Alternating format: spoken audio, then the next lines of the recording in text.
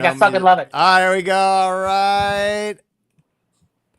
Welcome to Triple B's. I forget the name of the show already. Brigham Avery. Get out of here. No. Better believe it. Better I believe can't believe. I can't believe it. You forgot. Better believe it. Better believe it. Brigham Avery, your host and moderator. I think he's been drinking. Do you want me to start again? I'll start again. No, you go. We are live. I'm rocking this. Better believe it. We are live. Brigham Avery for Sam Betesh and Geno Biscotti. I host Hollywood and Ivy on the Marquee Sports Network. Go to Brigham Avery Productions, my YouTube channel. Shameless plug. It gives me great pleasure to introduce the odds couple of odds making. The sports. These two guys from Pennsylvania could not be more different, but more brilliant. Sam Betesh, former producer of Colin Cowherd, amazing podcaster, champion of bet. Geno Biscotti, grand champion of comedy, has a show on the Anthony Cumia Network. I was his house guest in New York. Gentlemen, welcome. It's great to be here. This is a show that focuses on sports talk, and then the betting element and how that all plays in, because we know it's all about the gambling. So I would like to start with talking about what happened with Joey Chestnut right now. Oh, my God. There was something that happened this year. He had a prediction of eating 71 hot dogs, this annual thing, but let's rep in and get into that. Geno, you're the gambling guy. Why is Vegas so smart? Because Joey Chestnut predicted to eat 71 hot dogs. He ate 70 this year. So kick it off and tell us, Geno. Go ahead. Okay. First of all, the only thing that makes Vegas smart is they know that people are so stupid. Okay. And first of all, what better way to celebrate July 4th than by having an eating contest? Other countries are starving to death. We have so much, we gamble on how much people can eat food. And if they throw up, like, it would be a national tragedy in some of these countries, which we won't mention because they don't have the internet, but it doesn't matter. You're welcome for Elon Musk and all those satellites. It's not that Vegas nails the number every time. It's just that you notice when they do, because the beauty of gambling, why it's the best thing in the world, is you get more of a rush from just barely losing than you do from winning a bet. I've said this, like comedy. Bill Burr said it once, your boy Colin Cowherd's favorite comedy. He goes, comedy is when something goes wrong. Okay. So I used to know a guy, and everyone knows a guy like this, like Sam, remember, like on Tuesday morning, he would told you, I won every bet. He won every bet. First of all, you're lying. Second of all, why do you gamble? It's no fun. It's no fun. You know what I mean? But you notice these things, and he missed it by half a hot dog. And I believe if you read in the article, this is why gambling's the best. They analyzed. He's like, well, the dogs weren't going down. The dogs weren't going down. Dogs weren't going down. That's something you say at a Korean barbecue. That's not something you say. Like when people are investing their kids' college future in it. Sammy, what do you think? Geno, this is so hilarious. So first of all, I got to say, so I have done a few things when it comes to eating contests in my day. I've taken down 5. You can tell, Sam, you fat ass guy. You can really tell by your figure. How do you think he got this gig? Anyway. 5 double-doubles at In-N-Out, and then a cheeseburger shootout after that. I did lose in the shootout, admittedly, Geno, but 5 double-doubles in a sitting is pretty significant. Another one I've done twice, and this one I am quite proud of, but a dozen Krispy Kreme donuts in a sitting, which by the way, if you really think about it, when it comes to donuts, that was a smart move by me, very strategic to choose Krispy Kreme over any other type of donut, but that I was able to take down 12 Krispy Kreme donuts, did that twice, which I'm not necessarily proud of, but it does fit what we're discussing today. The other part is this, Geno, how in the world, I understand if you're telling me the over-under on wins for a season for a football team's 8.5 and you nail it, I get it. When it comes to eating hot dogs, how in the world did Vegas nail Joey Chestnut? First of all, he's off a year, right? So last year, he's not in the contest at all. Why wasn't he in it last year? Tell them why. Okay, this is beautiful. I'm not quizzing you. I'm sure you read it like I did. You can't believe it. I have no idea. The fact that he is with a meatless food company, and therefore could not be sponsored simultaneously with the Nathan's hot dog eating contest. So I gotta say, which is weird because there's no meat in hot dogs either. Yes, from a business standpoint, that looks great. From a business standpoint, we all understand that's smart. But he's out of the only contest that we really care about when it comes to Joey Chestnut, and the one that everyone I mean, I'll admit, people watch this. I'm not going to pretend that people don't watch this thing or it doesn't matter. The hot dog eating contest does matter, and the fact that there are bets on it, we know it really truly matters. But how in the world How in the world was Vegas so spot on? And Geno, you've been the one that's been betting and making bets and for years beyond what Brigham and I've done. You Now didn't look, say making money. Yes, Why yes. did you say making money? I didn't want to say that because I want to tee you up for the greatest story I've heard from you, which is you've done this for so long. You have people in your family, you have good friends that look at you and say, wow, Geno, you're making bets all the time. Tell me what do people assume about your bets, which I just absolutely love. They just assume, like I always tell the story about a great comedian. His name is Kurt Metzger. Okay. Nice. And everyone knows him. Hilarious comic. You can catch him every week. He's the sidekick kind on the Jimmy Dore show. He's great. But we used to hang out at Caroline's all the time. And look, I'm not talking out of school. He likes his drugs. He likes his women. He likes his booze. But I know he's never gambled because when I first started doing my Geno's Picks football videos, and again, Google Kurt Metzger so you can see the face. I'm telling him like, well, I really like football. And of course I like comedy. So what I do is I'll talk about the game for 5 minutes, and whichever team I make fun of, I bet against them on the Vegas spread. And he looks at me and says, what do you do with all the money you win? And all you can do is you're like, right? Are you nuts? Here's what's so great about that, Briggs. So again, Geno's been doing this for years. He knows it's laughable. The idea that he would make money. And there we are on the 4th of July, just sitting back, drinking, enjoying ourselves. And Vegas hits it on the nose. He's never eaten, by the way, he had never hit the 70 was a big number for him to hit, especially with taking a year off. 71.5 is the number. He comes in at 70.5. I'm stunned by that, but it just goes to show you that's why none of us win. And we're here today to hopefully teach you a little bit something. But if we teach you anything, it's probably make strategic bets. Don't make more bets. Make the right bets. That's the one piece of advice we could give you. Don't chase it. Make the right bets when you have the information. And Geno, the fact that someone thought that you're just making money hand over fist in this is hilarious. You were talking before we started saying like you were on a good streak, right? Yeah. And like anyone that gambles would never say, hey, you're killing it. Like you know what I mean? Like, right. I'll never forget before I ever started. This is so long ago. Before I ever started really gambling, my buddy. We all like get eased in. It's It's like the gateway church. Drug. The gateway we drug. all have that priest. Okay, that's right. My buddy Christian, he's great. And we're watching the opening round of the NCAA tournament, and he bets on some 16 seed versus a 1 seed getting like 15 points, right? And they're down 25 the whole game. The end of the game, the team that's winning doesn't give a crap anymore, and they let them come back, and they get to within 13 points, right? They're only down 13. So the game's, there's 5 seconds left. I'll never forget, and he was mad because he was losing other bets.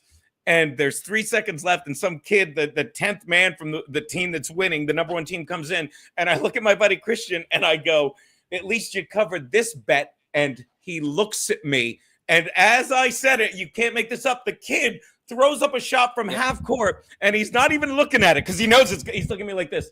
You owe me $330. That's right. What he said. And it just doesn't, nothing. And I knew the second he looked at me, that came up. I'm like, I can't, I still get, I'm like, because he didn't even look at the game. He's like, done. He knew it. And here's the thing, Geno. Here's the hilarious part about this. So we've all been in sports production for many, many years. And the problem with that is now that gambling is legal from a sports standpoint, it makes all of us think for a moment that we're geniuses. And that's the problem. There's a whole world of people who have been in sports in some way, talking about sports, producing sports, and we all think because we're close to it that we're smart when it comes to gambling. Yes. And the problem is it makes you dangerously smart enough to waste and burn your money. Just set your money on fire because you think you know enough, but those margins are really, it's those small margins that Vegas understands that we don't. We understand wins and losses, which team might be better equipped for a championship, but when it comes to each night winning a game, that is fucking difficult. That is where the real experts, that's where the experts live. And Geno, you're the closest one. If we have an expert today, if we have an expert here today, it is you, and we will go there. So Brig, please. And how terrifying is that? So in that spirit, Sam, and I thank you. I love that hot dog eating contest. Just kidding. I can't stay. I think it's repulsive. I feel like it's like the lard ass Logan scene from Stand By Me with ESPN mixed in. So, but just basing that boom bubba. Yes. But going on with that, with the element of that, July 4th is always about Major League Baseball as well, because it's the only sport that's going right now. We only have baseball after the NHL Stanley Cup Finals, after the NBA Finals, after the NFL Draft. We have baseball. And right now, it is the Dodgers and Ohtani, and it's almost exhausting how great he is. I just wonder specifically how fait accompli it is that he wins the MVP award, and how fait accompli it is the Dodgers at least get back to the series. And I have something. If I'm betting right now, I'll let you guys both go because there's some Philadelphia in both of you. All right. But Okay. I feel it's feeling a little bit, Geno and Sam, like 2008 around Philadelphia with the Phillies, because I feel like it's their year. And if you look at how they traditionally rock out, look at the division championships they won in 76, 77 before winning the series in 1980. And then 28 years later in 2008, they won the division in 6 and 7, climbing the ladder to the championship. I feel they've done it. I feel they're battle tested. And I feel Philadelphia is not the team I want to face in the National League or the American League going into the playoffs. But I feel it's undeniable that Ohtani is the MVP. What are the odds on the Phillies? And what are the odds on Ohtani winning the MVP again? Buckle up. Betesh, you go first. Okay, so I'm going to tee Geno up and give him time to think about this while I just wax poetically about Shohei. What I'm going to want to know from Geno is, because this is a second place conversation. So what I'm going to ask Geno is, what is the value pick in the National League for MVP? Because clearly Ohtani has won this. And let me just set this up. A couple of weeks ago, Shohei Ohtani pitches, remember, he was pitching one inning, then 2 innings. He had 2 starts now with 2 innings. But his second start of 1 inning, he goes out there, he pitches 1 inning, no runs, no hits, 2 strikeouts. He also hits a home run and a triple, scores 3 runs, drives in 5 runs. Tell me another player in the world who can give you a stat line like that. What Shohei is doing now that he actually is pitching for the Dodgers, forget about the fact that he's already been a Cy Young candidate with the Angels and, of course, won the MVP in the American League. He won the National League MVP, of course, last season because he had, in a year he didn't pitch, he had the greatest offensive season we've ever seen in Major League Baseball. 50-50, baby. Never been done before. So in his first season with his new team, which, by the way, he enters that new team with the scandal of the millions of dollars that his best friend stole from him. Now with this new gambling on sports, his new team, which, by the way, unlike his old team, actually has expectations of winning the World Series. And in that first season that they have him, and the expectations are that much higher, he leads them to that World Series victory, including the greatest, most special, and unique offensive season of all time, 50-50, and then follows it up this season, by the way, with 30 home runs already before the All-Star break, and he's actually pitching again. Geno, I don't know a world in which he's not going to win the MVP. Is it fait accompli? Brig, you said it. I only want to know who is the value, because it's clear Ohtani is the favorite. He should be the favorite. If you want to win 10 cents, I know you're going to have to lay a hell of a lot, but if not for that, is there anybody out there who could make a dent in this? I mean, go ahead, Geno. Short answer, you ready for this? No, not a chance. Done. Let me explain gambling, and I'll even go back to the hot dog eating contest. No one came within 15 dogs of that fucking guy, but they make the field so people will bet it. Yes. And if before you bet on anyone, you might as well bet on PCA. I was going to say Kyle Tucker. Kyle Tucker makes a dent, but that's it. He makes a dent because you said the word dent, Betesh. Yes. I'm taking the connotation. Pete, he makes a dent because of what the Cubs done, but just a dent. It's Ohtani's to lose, and it's almost boring. It's like 90s Bulls boring how good he is. So yes, I say Tucker makes a dent, but that's it. Sorry to cut you off, Geno, but the bartender does all the time. No, please, because no, they don't. But I know. Please, before you bet against Shohei Ohtani, but before you say, well, and the only reason I said your boy Petey Crow Armstrong is you're not going to win, but he's fun to watch. He's fun to watch. So at least you'll enjoy losing him. Not that Ohtani is not, but before you bet against Shohei Ohtani, let me tell you something. He keeps breaking Babe Ruth's fucking records. What more do you need to know about this guy?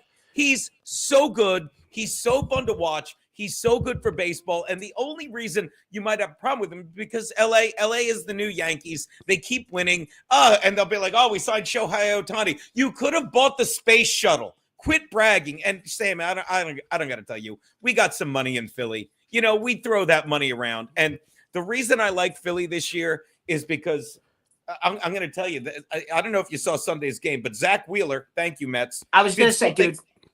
Yeah, this is how baseball. By the way, does the city of Philadelphia owe New York anymore after Saquon Barkley from the Giants leads the Eagles to their second Super Bowl championship, Offensive Player of the Year, and now Wheeler. Now, the Mets did beat the Phils in the playoffs last season, but yes, could you imagine if Wheeler now takes the Phils to the World Series?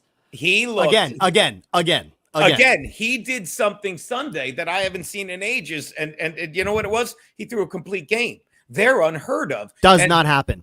Talk about Babe Ruth. Does not happen. Does not happen. But, you know, and by the way, not just a complete game. He gave up one hit, a home run. He retired like 18 batters, gave up a home run, retired. But my point is, you know why I really like the Phillies? Because they don't have a lot of middle, like they have these guys with Sanchez, you know, with Walker, who just came out, with Wheeler, who they go 7-8 innings, and middle relief. Whenever you in baseball, whenever you have these big contracts, you can't afford middle relievers, and then that ugly pitch count gets in the way. It's my second least favorite PC thing in the world. That wasn't bad. Write it down. And then and then you got a guy like Wheeler. You got a guy like I don't know why I just blacked out on your stud. Who's your stud pitcher? The Dodgers that stinks in the postseason. Why can't I think of his name? Clayton Kershaw. Who, by the way, don't worry, Geno. Don't worry. He only got his 3,000th strikeout last week, but he's not doing that right. Yeah, but they're just sitting with one foot on the dugout in the seventh inning, watching a 3-run lead go to the shitter, and that's why I really like the Phillies, because they're not bothering with these middle relievers. The other beauty of the Phillies here is that it's a realistic bet. See, if you're going to lay $100 on a World Series bet in fucking July, first of all, I'm not going to say you're insane, but if you're going to do it and the odds are +2 anything, +250, the Dodgers, you can't even find the Dodgers at +250, maybe after the Astros swept them potentially and then they lost another game. The Dodgers to be favored like that. When the playoffs start, when the playoffs begin in September, those are the kind of odds that the favorite will get. +250. We're talking about July, and the Dodgers are at that number. At least the Phillies are a realistic number at this point. Every team technically is still alive for the World Series, and you've got a number like +250, +210 on the Dodgers. That, I'm not going to say you're throwing your money away, because you're going to feel like you're winning that bet for a long time, but at least the Phillies is a number you can wrap your head around. You can actually win. You lay $100 on the Phillies, you're actually going to feel like that ticket is worth cashing at some point. Now, we all know the difference between winning and losing is all that matters, but that Phillies ticket feels real good right now. That I'm with that bet for a lot of reasons that both of you mentioned, but to me, the most important part of it is that it's realistic. You're talking about +1,000 maybe on the Phillies. That's the kind of number you want when you're betting a World Series winner. You don't want +250. That's crazy in July. And I'm a big believer in a hungry clubhouse. That is a hungry clubhouse after what happened to them against the Astros, what happened to them against Arizona, what happened to them last year against the Mets. Though that guys like Schwarber, Castellanos, they want to get it done. I think Wheeler, this is his year become like Madison Bumgarner was with the Giants, and really take over and have that kind of a postseason run for Philadelphia. So that's baseball. Switching gears, guys. Ooh, Travis Henry from Colorado. By the way, not Travis Henry, the former Titans running back. Let's go Travis Hunter, which, by the way, this is a Travis H. But what's the over-under on Travis Henry's kids? What is it, Sam? That was a trick question. See, I was seeing if I could get you, Sammy. And I like that. I like that. Travis Hunter. You know what I loved about the old? You know what I loved about the old Travis Henry? I had him in my fantasy football team one year when he was on the Bills, and he couldn't hold on to the ball to save his life, but they had no other backup running backs. So he would just fumble, and then he'd sit on the sideline and be like, don't fumble it again, you got it. And he would just go out there like this. Gone. There you go. What are you going to do? It was so funny. I love that guy. Brigham, I'm so glad you brought up Travis Hunter. And I'm so glad I know his name so well. Yes. No, that was set up perfectly by me. Tee it up. By the way, very important. Travis Henry may have had a lot of kids, but they replaced him with Willis McGahee, who had 2 kids whose birthday were a week apart. Wow. My God. And you're bringing the Chuck Good E. work. Cheese flavor. They all went to the same Chuck E. Cheese, did they not, in Orlando? I think they Yes. did. Yes. No. But Oh my God, that is great. so That is this great. this guy played 700 snaps on offense. Travis Henry, I mean, no, 700 snaps on offense, 700 on defense for the Colorado Buffaloes last year for prime time on the sideline.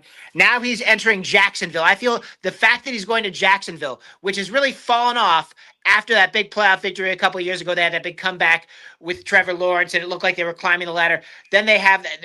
So I feel as though the franchise he's going to, that is going to be something you put on the program for the season. The season program is going to be him profiling in Jacksonville because of that lack of success, the franchise. So I feel as though he's going to get a great opportunity. But here's the thing, you guys, we're both old enough, and Betesh and I talked about this. He teamed me up to.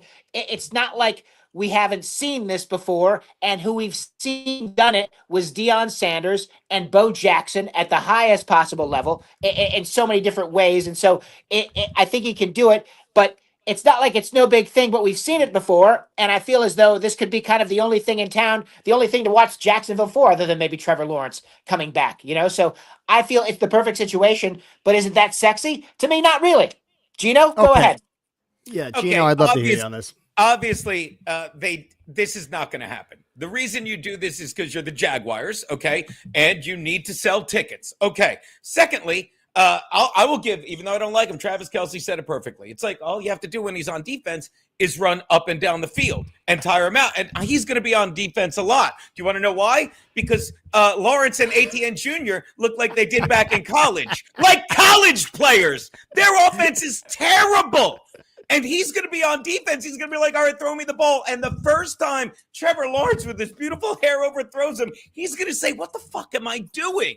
There's no way. And it's not college. Like, I get it. You played under Deion Sanders. You wanted to impress him. But that Colorado is a great story to get ratings for ESPN on weekends. But it doesn't translate to the NFL. Like, look at Shador driving around, and they said it. He shows up in a Rolls Royce, like, you ready to work your ass off? No, I'm not. You ready to get killed in the pocket? Yes, I am. Yeah, Ready for a There's life no of brain damage? airbags. And yes, hiding your own Easter eggs when you're 25? Yes, you will. Yes, you will. They're going to knock your brains out, big boy. And you know what? I don't feel that sorry for you, Oh, my God. So This is what I love.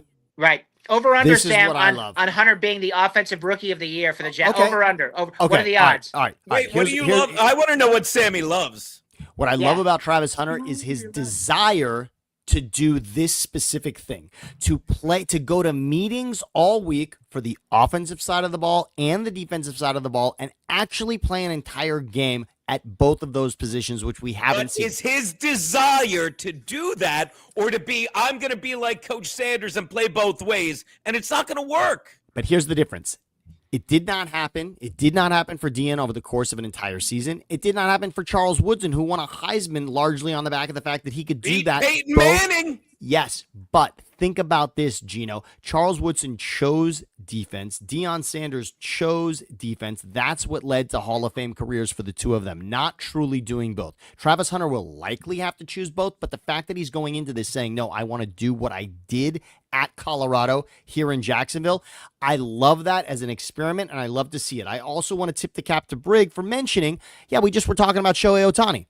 There are people in the world who are great at doing two things simultaneously, and Shohei is absolutely putting that on display Baseball right isn't now. Football, and you know that. And what I mean by that, Geno, is what I said first. The offensive meetings all week and the defensive meetings simultaneously, that alone is why this is on such another level. This isn't showing up at the end of the week to get your one special package given to you for what you're going to do on offense. No, this is actually Second time I've heard one special package today. Thanks, baby. Yeah. Means a lot. Let me show you this, though, Geno. This is what I think is interesting. Are we at a point where we can legitimately say that Rookie of the Year is something we can say for Travis Hunter? I'm showing you here Defensive Rookie of the Year. All right. Now, that's pretty interesting. All right. So from a Defensive Rookie of the Year standpoint, is this, and are we ready to say that from a Defensive Rookie of the Year standpoint, we think Travis Hunter is worthy of this? He's third on the list for Defensive Rookie of the Year. Okay. And potentially he could win that award. Do we like it better as the Offensive Rookie of the Year for Travis Hunter? if you had $100 to lay here, what's the smartest thing to do, Geno? Are we looking at offensive rookie of the year? Are we looking at defensive rookie of the year when it comes to Travis Hunter? Well, first of all, that's what it comes down to. I'm saying defensive rookie. Defense, right? The defense is easy to play. I just wanted to say that. Sorry. Fine. First of all, it's the smarter bet. We're only comparing two. Yes. And I'll point out that it obviously, let's pretend he's not playing both ways. And I'm like, hey, Travis Hunter's he's going to be offensive rookie of the year. I'll say it again. With that offense has done nothing. And and they're the worst team in that division. How's he going to, but okay, let me, not only does he have this, this weak running game, this, questionable quarterback. I don't know why people still like Trevor Lawrence. You were talking about it today. Who's the backup there? Is it Mac Jones? No. So it moved. So Mac Jones is now in San Francisco. So Trevor Lawrence has a completely different situation behind him now. He's got no one pushing him now. Last season, remember, Mac Jones had to play games there because Trevor Lawrence was injured. And even when Trevor Lawrence was healthy enough to come back, their season was not healthy at that point, and they decided to just let Mac Jones play out the string. That largely got him $5 million to back up Brock Purdy in San Francisco. So that's what we see now.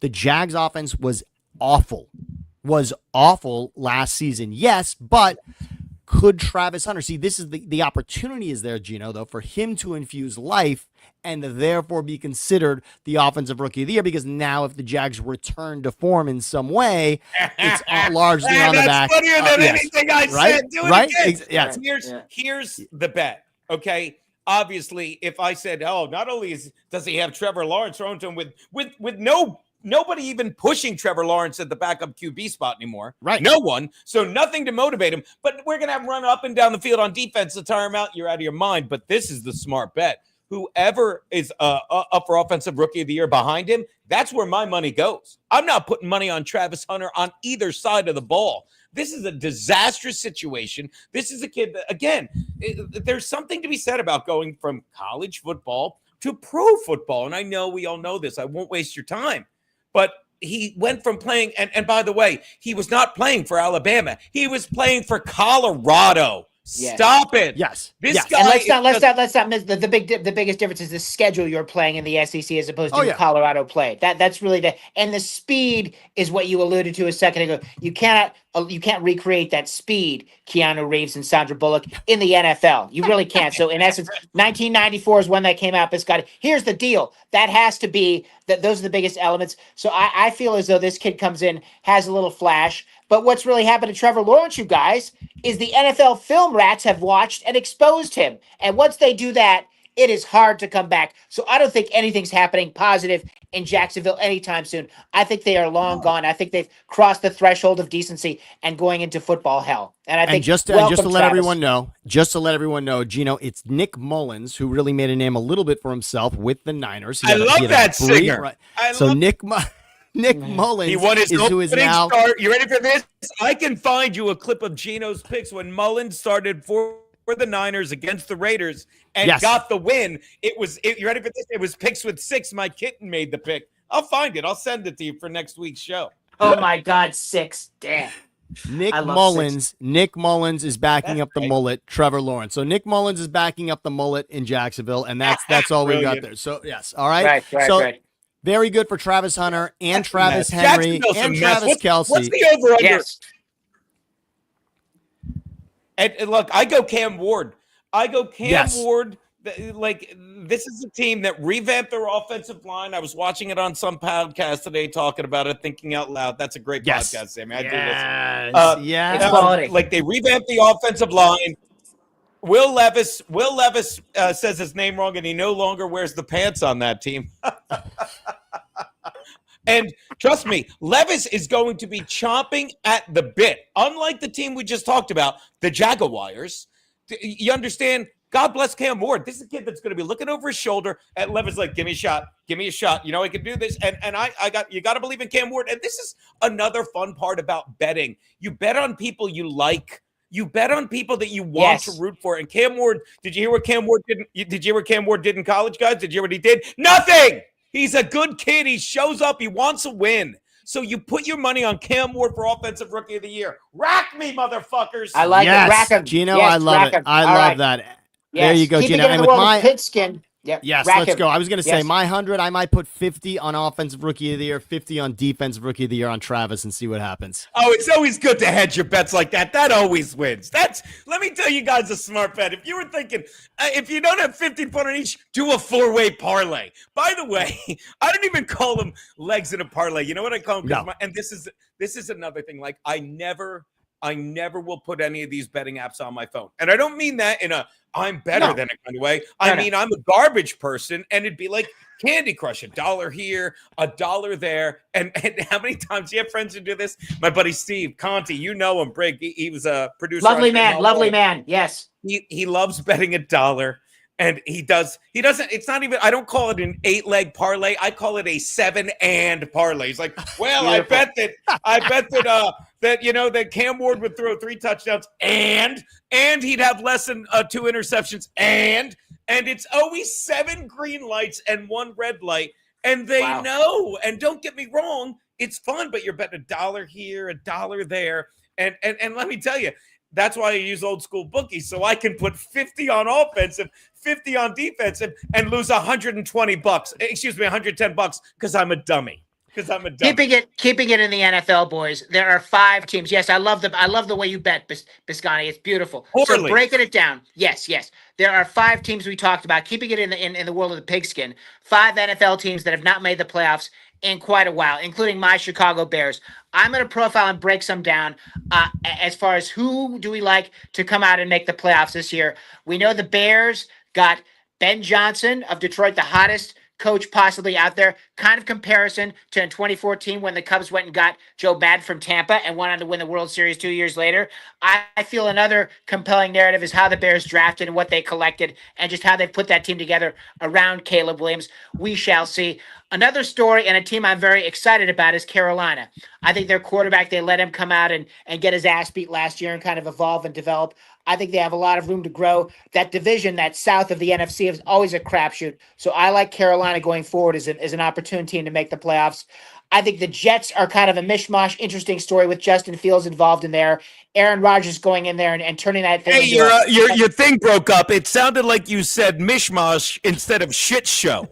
Yes, I did. I misheard you. It's a little bit of both. It's a little bit, but I feel as though how do they get worse? They're amazing because when you think they can't get worse, they're like, watch this. We got Justin Fields. And they're like, no, that's right. We're bringing back Joe Willie Namath and Kenny O'Brien. But the Jets are interesting because we'll see what he can do. Probably nothing. But I will tell you the team that is the joke. And this is Sam's parents met in this city, so I'm not trying to talk about where the romance happened to bring you into this world, Sammy. But the New Orleans Saints are circa 1985 bad. They have no quarterback, and they have just shot themselves in the foot with the inability to spend money and bring in talent. They spent so much money keeping Drew Brees there. That relevance has ended, and the team has just gone nowhere. So really, I feel New Orleans is nowhere. But I like the Bears to make the playoffs. I think Carolina has a good chance too. Guys, let's hear what you think. Sam, go ahead. Tell us about who breaks the cherry and making it back to the postseason in the NFL this January.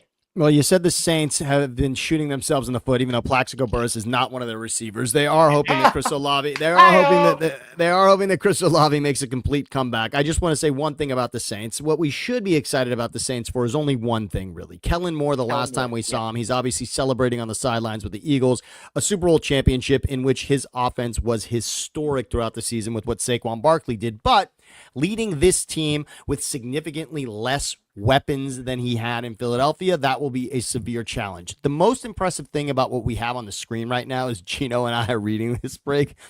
The fact that the longest active playoff drought in the NFL, which also is showing how many years it's been since a team has made the playoffs.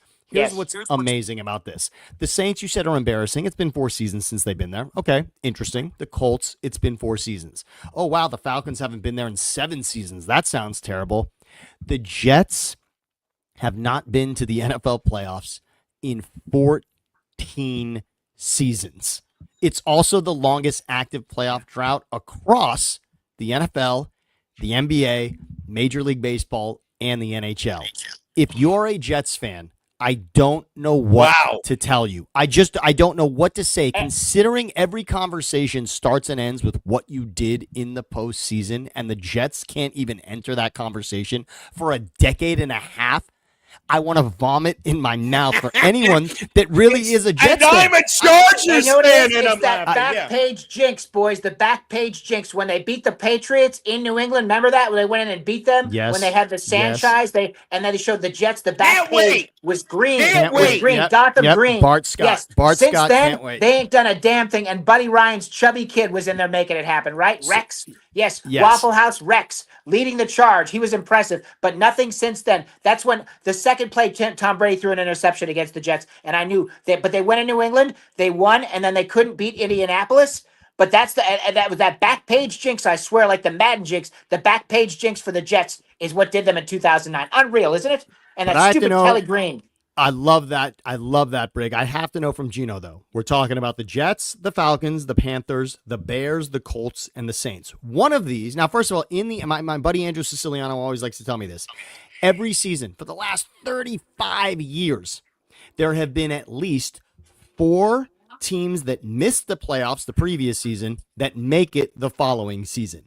One of these teams on this list is going to be in the playoffs this coming season. 2025 is going to welcome one of these teams here into the playoffs.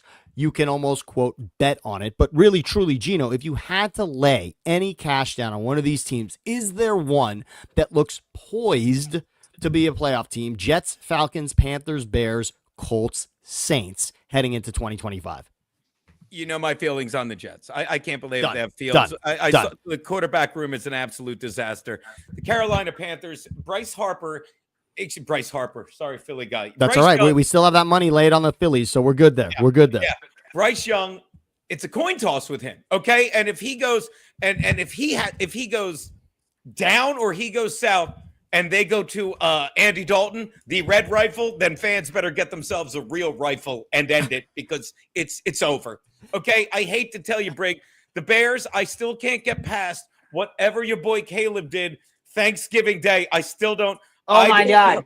I've seen Tom Brady scored 2 touchdowns in the amount of time he killed on that last play.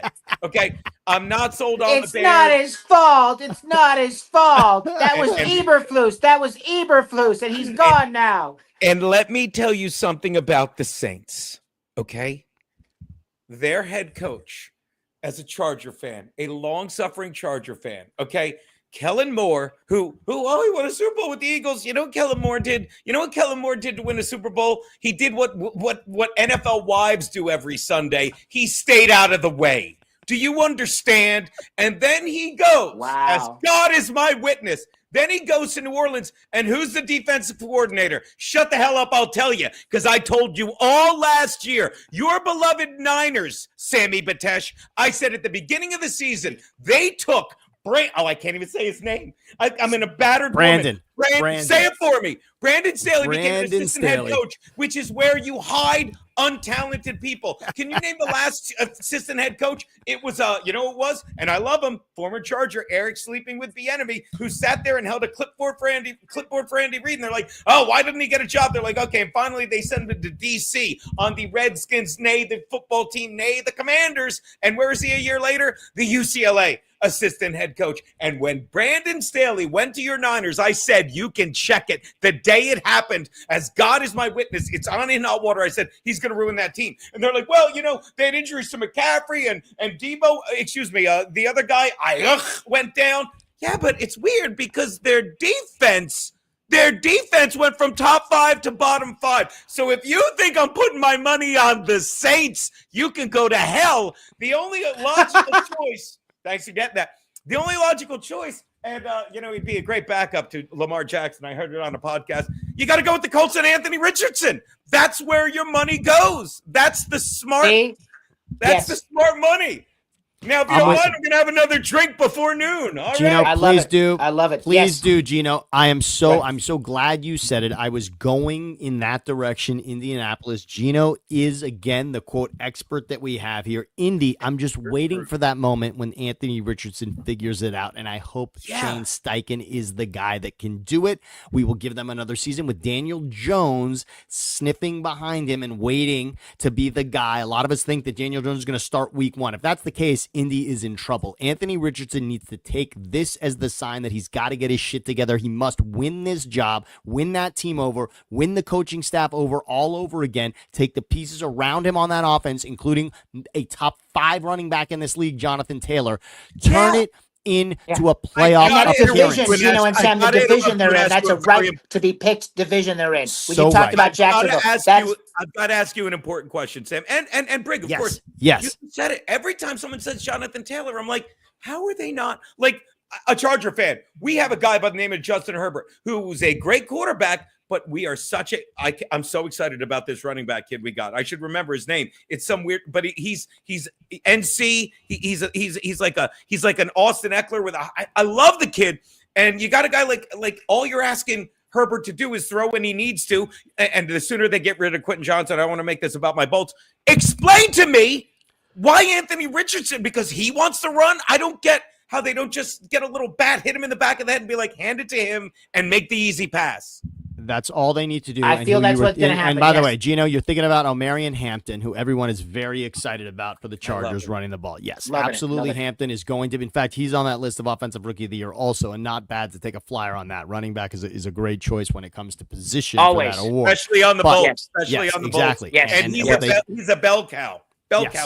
Yes, he is. Everyone's very excited. Right behind Genty, that's who everyone was excited about. Genty's who we heard about, but Omarion Hampton is the name that was right behind him in that running back conversation for the draft. So the Colts have to figure this thing out. The Panthers, it's probably a little too soon for Bryce to be there. I don't see maybe Carolina. A year. Maybe he's a year away. I think he's a year away. And then that division also could turn very quickly. You got Penix there in Atlanta. What we don't is Baker going to do it? You never know about Tampa. Evans? You never know about Tampa. Never. So there's something there potentially, but I like Indy. Chicago again made a ton of moves.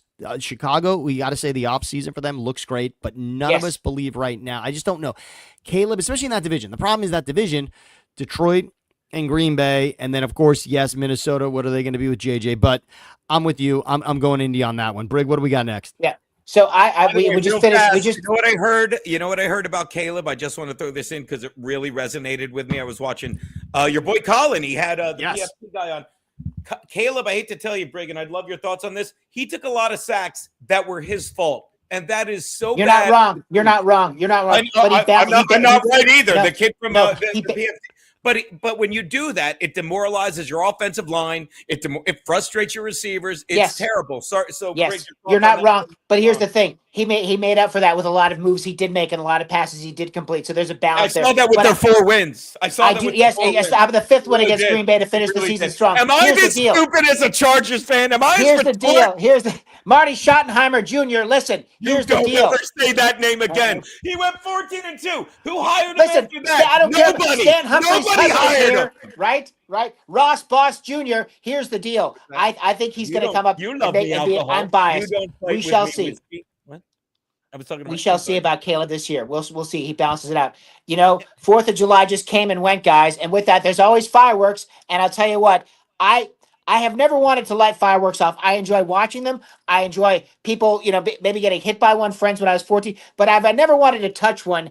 And JPP, the former Giant, you guys, after turning his hand, and it looks like, you know what it looks like? It looks like that, what is that? The brownie thing that you could, not the Snoopy snow cone, but the brownie maker. His hand is all jacked up like that. It's torched and burned, and he's coming back to the NFL at 36. Here's the thing. He had that happen in 2015, July 4th, 2015. His hand was lit on fire. Then he comes back 2 years later, and he's very, very relevant and powerful with the Tampa Bay Buccaneers in 2020, wins the Super Bowl, had 16.5 sacks in 2018. So he's trying to come back at 36. Yes, he can. And is that a big deal? No. But why would he do that? And what are the odds, Geno and Sam, of him being successful returning as a defensive lineman at 36 with one hand? All right. Geno, please take this, and then I've got an amazing and interesting thought on JPP. But you run first, Geno, and I'll catch up. You ready for this? First of all, I think his odds are very good because he's not going to be asked to do a lot. You know what I mean? He's literally just going to show up, bandage up the hand. You know what I mean? He's going to be like, the only problem he's going to have is he's going to be like, well, I'm a part-time. He won't be able to make air quotes. I'm I'm a part-time. He'll do an air quote and an air apostrophe. But I mean, I think it'd be good for him to show up, because say what you want about him, but he's a personality. He's a likable player. He's good in the clubhouse. You don't get that you don't get that with some players. Some of them are just a cancer. And I'm not going to get into Colin Kaepernick, because he's another one that always says he's coming back and he doesn't. And it's weird. He had to try it with the Raiders and you never found that tape. And so they made that. Let me tell you, that tape is sitting right under the Epstein client list. But my point is. And that portal from Hitler's bunker, right? Yes. And the Brutus film. Yes. They're all there. Saying is, there are certain bets that you make because you're sure of it. And then there are certain bets you make where you're like, come on. I want to be a part of this. You know what I mean? And I would bet on him. If there's I would bet on him making it. I'd bet on him playing a couple games. Give me the over-under on games or starts or tackles or sacks. There you go. You know what I mean? And a serviceable third down rusher, a serviceable third. You know what I mean? He can come in and fill that the way Julius Peppers did in multiple cities. Brings me to one more important point about gambling that I was touching on. You get it. There are certain bets you make where you're sure of yourself and you laugh at yourself, but there are other bets where you go like, Sammy, Brig, I put money on old 7.5 fingers to get 6 sacks. And if he doesn't get it, you're not gonna be like, God damn it. You're gonna be like, God damn it. You know what I mean? Because you're rooting for him. It was fun to throw the money. It was fun to watch the money burn, baby. Right? Yes, Riverboat gambling, Visconti. Yes. I want to make only one bet. There's only one bet I'm willing to make. The bet I want to take on JPP is really, I would say, under 10 fingers. Oh my God. There it is. Oh my God. Under 10. That looks like some kind of, is that from a Dungeons and Dragons cartoon? Or it looks like the side of a carnival. Is that the side of a carnival ride at the state fair? So the year Betesh. under 10 fingers, JPP is what I'll take. So he wants to make a comeback. He thinks it would be great if it happened again with the Giants. This is when he was with the Giants. This is right after the incident, clearly, not before the incident. We know that. Yes. He had to sit down with Jay Glazer, and Jay did an amazing job talking to him about what he was going to do to get back in there. And, of course, yes, he did win a Super Bowl later with Tampa, which is just amazing. But this photo is in text chains with my friends as a reminder. Are they mad at you? Are they mad at you? On the 4th of July. That. Yes. Do not, kids, hold on to a firework. Never. Never. By the way, that's the after. That is after surgery. Okay, this isn't Good seconds God. after. This is not seconds after the That incident. romance with a Roman candle. That is romance with a Roman. My God. So, Geno, you've seen plenty of guys with the Q-tip hand, right? Plenty of guys on the offensive or defensive line with that Q-tip hand. Nothing will ever be this, though. Jason Pierre-Paul's hand is it really, frankly. I mean, just give me 5. The definition of fist pound is now whatever JPP does with that hand when he meets somebody. That's it. Beautiful. You know what's hilarious? You just said this is after, and you just imagine the doctor's like, "Don't worry, we fixed it," and you unwrap, you're like, "Ah!" And the doctor's like this. It's so pretty. He's got a drink in his hand. He's like, "No need to thank me, JP." No, Right. You know when you hear right? Surgery's been a success. That's always the story that comes out, right? Oh, he underwent successful surgery. Where do we rank this? Where do we rank your hand? It looks like Perm Ditka. You remember Perm Ditka? Mike Ditka with a perm in 1982. That's what it looks like. Here's your Perm Ditka from Hallis Hall to you, the Hallis Hall Barbershop. That's the Trevor Lawrence of successful surgeries. Okay. Ask Jason Pierre-Paul's left hand if it was a successful surgery on the right hand. Just my God. Holy cow. Gentlemen, oh my God! Yes, okay, yes. That is. I mean, just for everybody, really, and just one more before we go. I just have to ask Geno because look, we're so close to New York here, and we have actually we've said a lot about New York today that I'm sure they would love to forget. But I have to ask this because the Knicks just did something unbelievable. Now, Geno and I both. I wouldn't say we like watching the Sixers. Someone told us a long time ago that we should root for the Sixers. That's obviously clearly generational. Faux. It hasn't been fresh. It's faux. I grew up with that, so I love them, you know? Yeah. But it's hard now. So we have sat through Trust the Process. Joel Embiid, who, by the way, give Joel Embiid credit for one thing. He did win the MVP. I love that. But if the Sixers have taught us anything, it's that making it to the Eastern Conference Finals is difficult, Geno. As you know, I tell everyone in Philadelphia when the second round of the playoffs start, welcome to the NBA Finals. Because in Philly, the last round of the playoffs every year is the second. Always. If you're lucky enough to make it there, if you get to the second round, that's where it ends. They won't throw you a parade, but that's where it ends in Philadelphia. So making it to the Eastern Conference Finals is an accomplishment. And what did the Knicks just do? They went to the Eastern Conference Finals against the Pacers in 6 games Yeah. And so what did they do to reward their head coach with making it to the Eastern Conference Finals? By the way, a team that hadn't been to the Eastern Conference Finals since 1999. Yes. So what do they do for their first trip to the Eastern Conference Finals? And he's a since good coach. 2000? That's a coach with a good resume. A good coach. What do they do to a good coach? So what did his new contract look like, Geno? What is his new contract? They fired Tom Thibodeau. I have it right here. Yes. I have it right here. They fired Tom Thibodeau to get now again. Who did they hire? Oh, they must have. What did they hire? Mike Malone, who's one. No. They get Phil Jackson. Phil Jackson out of retirement. Right. Yeah, exactly. Phil Jackson, and they already tried the Phil Jackson thing and fucked that up in New York also. But okay, so they hire Mike Brown. And by the way, I have no issue with Mike Brown. I hope Mike Brown does what they want him to. But the idea that they would roll the dice and fire Tom Thibodeau, that means only one thing, Geno. This is only a success if the Knicks are in the NBA Finals next season. And my question to you is simply this. What is a good bet next season? Either if you want to tell me what's a good bet on the Knicks or what's a good bet for an NBA champion for next season, because this was an unlikely champion this season, so maybe we've got another one next season. And what are the chances that the Knicks are in that NBA Finals?